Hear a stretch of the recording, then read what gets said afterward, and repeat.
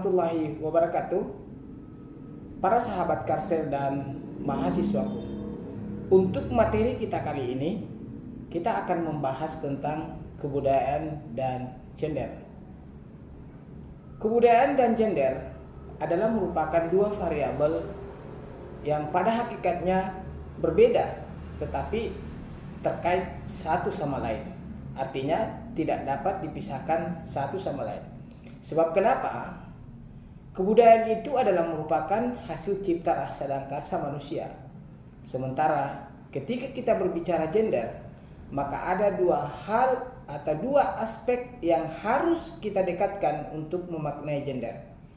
Pendekatan pertama yakni gender dimaknai dalam pendekatan biologis. Kemudian yang kedua, gender dimaknai dalam pendekatan budaya. Seperti yang saya sampaikan tadi bahwa kebudayaan itu adalah merupakan hasil cipta rasa dan karsa manusia.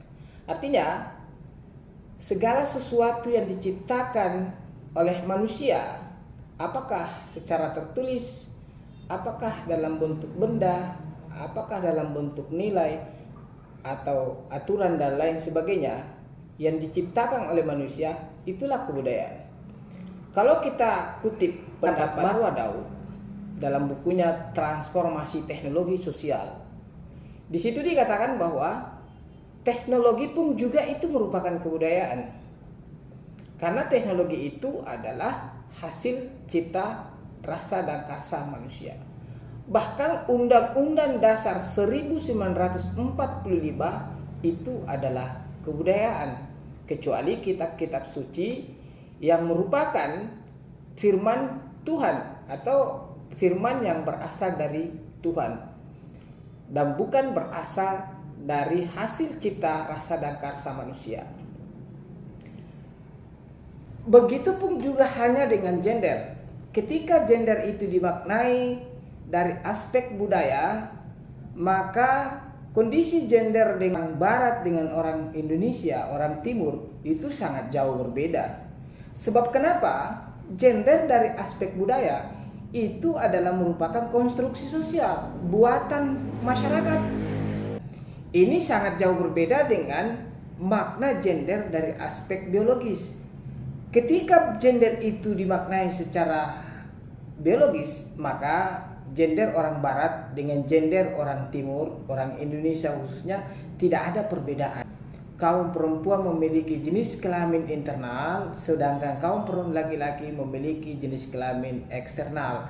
Apakah kaum laki-laki dan kaum perempuan itu berada di Barat maupun di Timur, di Tengah, di Indonesia sekalipun, itu memiliki kesamaan, tidak ada perbedaan.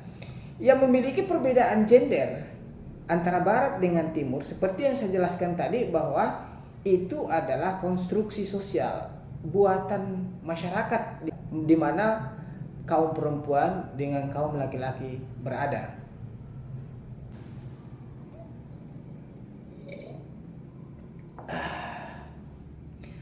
Para sahabat Karsel dan mahasiswaku, maka sangat jelaslah antara kebudayaan dan gender. Gender dan kebudayaan itu tidak bisa dipisahkan satu sama lain. Sebab ada makna gender yang dibentuk oleh kebudayaan. Dan ada juga makna gender yang dibentuk dengan kodrat Tuhan. Yang mana itu kodrat Tuhan? Yang berhubungan dengan biologis. Sehingga tidak ada perbedaan antara laki-laki dan perempuan di mana saja berada. Yang berbeda dengan keadaan gender dari aspek budaya. Sebab situasi dan kondisi sosial di daerah satu dengan daerah yang lain itu berbeda, sehingga kondisi gender pun juga pasti berbeda. Ada yang misalnya di Bugis Makassar misalnya, itu ada perbedaan antara laki-laki dan perempuan. Budaya Bugis Makassar mengatakan bahwa kaum perempuan itu tidak akan pernah sempurna jika tidak mengerjakan pekerjaan domestik. Coba, banyak orang-orang yang ditinggalkan oleh suaminya disebabkan karena kaum perempuan di Bugis Makassar itu tidak mampu memberikan pelayanan kepada suaminya, khususnya pelayanan domestik. Ada juga kaum perempuan meninggalkan suaminya disebabkan kaum laki-laki itu tidak mampu memberikan sebuah tanggung jawab, yakni memberi nafkah. Sebab dalam suku Bugis Makassar, laki-laki itu adalah jenis kelamin yang diperuntukkan untuk bekerja di luar publik, mencari nafkah, membiayai istri dan anaknya serta keluarganya. Sedangkan kaum perempuan itu bekerja di dalam domestik seperti mencuci, memasak, mengasuh anak dan lain-lain sebagainya. Tetapi bukan berarti bahwa beban pekerjaan yang dilakoni kaum perempuan dalam rumah tangga daerah di suku Bugis Makassar tidak boleh dilakukan oleh kaum laki-laki. Itu boleh, saling membantu namanya. Ketika kaum laki-laki itu memiliki sebuah luang waktu, dapat mencuci, dapat memasak dan lain sebagainya. Tetapi ingat, secara biologis ada peran tertentu yang tidak bisa dilakoni oleh kaum laki-laki. Secara biologis, kalau secara budaya boleh ganti peran. Tapi kalau secara biologis, secanggih apapun zaman kita, itu tidak akan pernah berganti peran. Seperti apa? Menyusui, melahirkan, hamil, menstruasi. Itu tidak boleh dilakoni oleh kaum laki-laki secara normal. Meskipun pada saat sekarang ini teknologi sudah canggih, sudah modern dan lain sebagainya. Itu jenis kelamin bisa dioperasi, bisa diganti dan lain sebagainya. Tetapi peran-peran yang dilakoni secara biologis oleh kaum perempuan itu tidak sama sekali bisa dilakoni secara normal oleh kaum laki-laki. Para sahabat Karsel dan mahasiswaku di mana saja berada, ini penjelasan singkat tentang kebudayaan dan gender. Apalagi pada masa COVID-19 saat sekarang ini, pandemi COVID-19 saat sekarang ini yang telah melanda dunia 2 tahun terakhir ini merubah secara radikal. Tetapi ingat, ada yang menarik dalam COVID-19 ini terkait dengan gender. Apa yang menarik? Ternyata dari hasil penelitian, ada jurnal yang pernah saya baca, di situ dijelaskan bahwa kaum perempuan lebih sedikit terpapar COVID-19 dibandingkan dengan kaum laki-laki. Itu disebabkan karena imun. Imun kaum perempuan lebih tinggi dibanding dengan imun kaum laki-laki. Ini terkait lagi dengan biologis, sehingga ada perbedaan antara kaum laki-laki dengan kaum perempuan. Sahabat Karsel dan mahasiswaku, masa COVID-19 ini 2 tahun terakhir yang melanda dunia melakukan sebuah perubahan kebudayaan yang biasa kita kenal penetrasi kebudayaan secara radikal. Secara ilmu pengetahuan sosial dikenal ada 2 penetrasi. Yang pertama adalah penetrasi yang dipaksakan dan penetrasi secara damai. Tetapi untuk pembahasan kali ini kita akan tambah perubahan kebudayaan secara radikal atau dikatakan penetrasi radikal.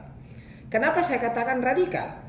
Disebabkan karena perubahan-perubahan yang dibawa oleh masa pandemi COVID-19, mau tidak mau, diterima tidak diterima, harus kita berubah. Mulai dari metode interaksi kita, mulai dari metode silaturahmi kita, cara belajar kita, cara bekerja kita, semua berubah secara radikal. Untung pada akhir-akhir untuk Idul Fitri tahun 2022 ini kita diberikan kelonggaran untuk silaturahmi. Itu berarti bahwa pandemi COVID-19 sudah tidak lagi menggema. Para sahabat Karsel dan mahasiswaku,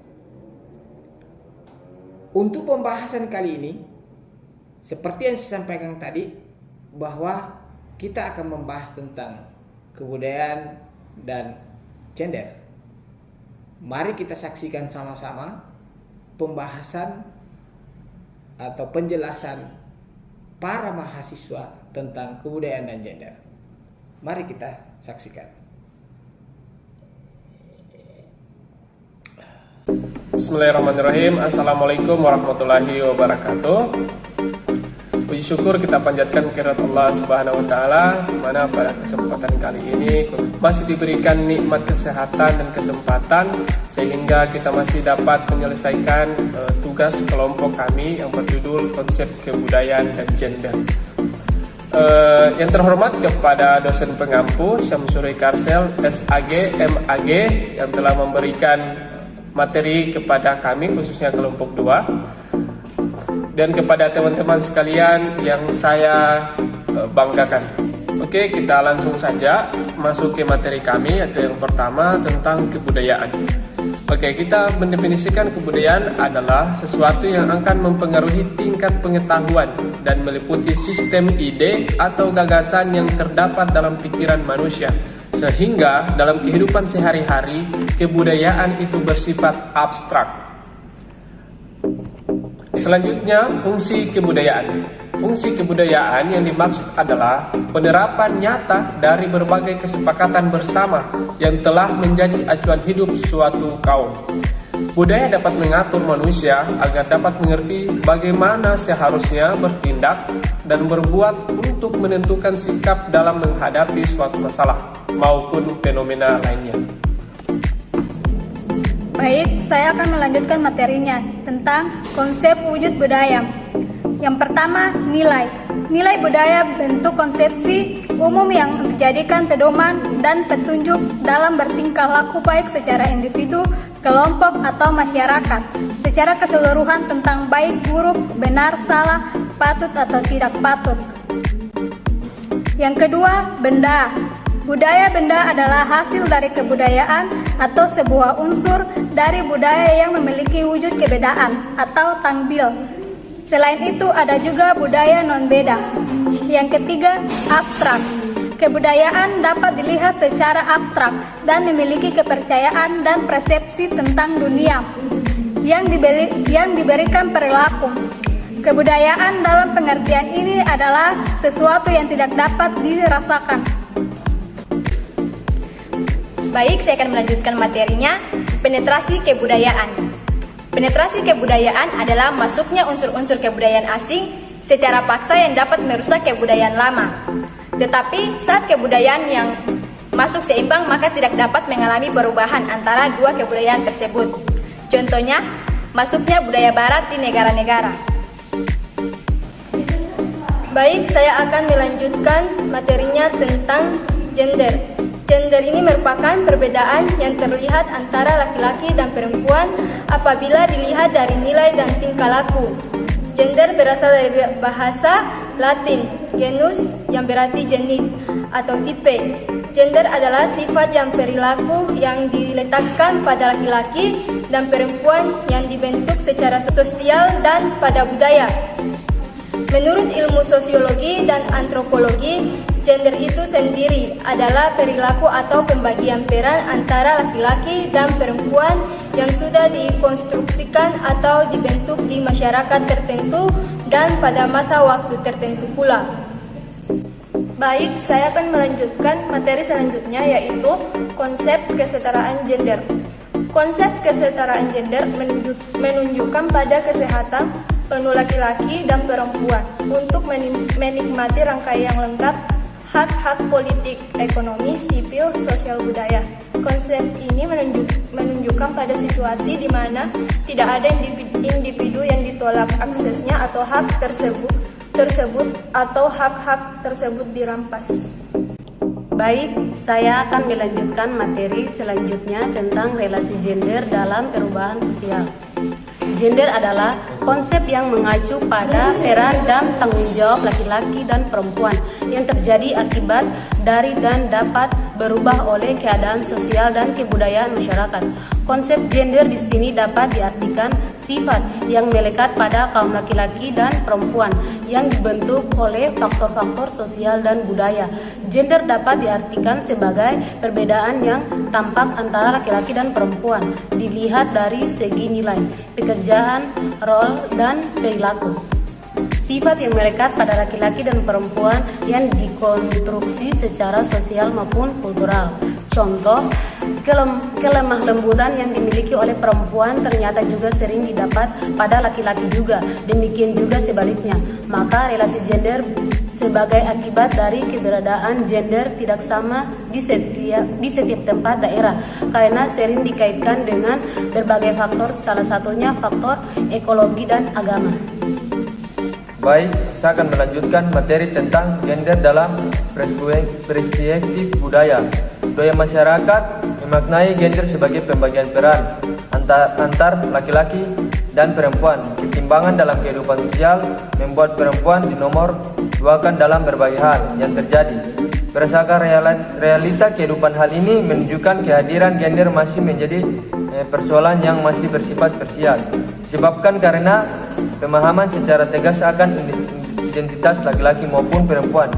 Dilihat dari segi kodrat Tuhan yang tidak dapat dirubah dari lingkungan sosial dan secara biologis, tetapi dalam realita sosial telah membuktikan bahwa perempuan bisa melakukan tugas yang dilakukan laki-laki. Baiklah, itulah pemaparan materi kami, dan kami kelompok 2 mengucapkan terima kasih kepada teman-teman yang sudah menyaksikan video kami untuk belajar sama-sama tentang konsep kebudayaan dan gender.